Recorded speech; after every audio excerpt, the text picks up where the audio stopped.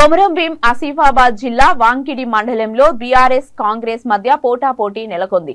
అక్కడి ప్రజలు బీఆర్ఎస్ 50%, కాంగ్రెస్ వైపు 50% మొగ్గు చూపుతున్నారు. దీనిపై బీఆర్ఎస్ కోమటిగూడ ఉప సర్పంచ్ పురుషోత్తం V3 న్యూస్ తో మాట్లాడుతూ వాంకిడి మండలంలో బీఆర్ఎస్ కే 70% మంది మొగ్గు చూపుతున్నారన్నారు. తమ ప్రభుత్వం అందించిన సంక్షేమ పథకాలు గత ప్రభుత్వాలు ఇవ్వలేకపోయారన్నారు.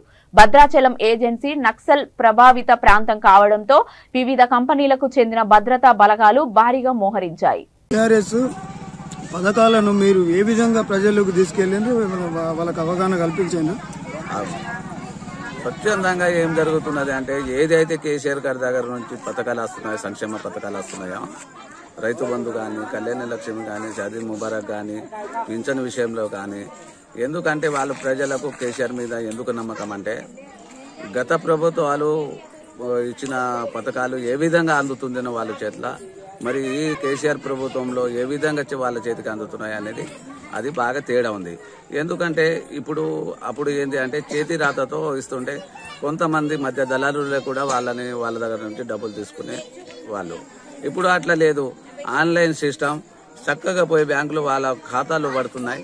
ఒక్క రూపాయి ఎటు కాకుండా వాళ్ళ చేతికి అందుతున్నాయి. కాబట్టి ఇదే గవర్నమెంట్ కావాలా, బాగా వీళ్ళ సిద్ధాంతం బాగుంది, దళారీ వ్యవస్థ లేదు అని నమ్ముతున్నారు పథకాలు.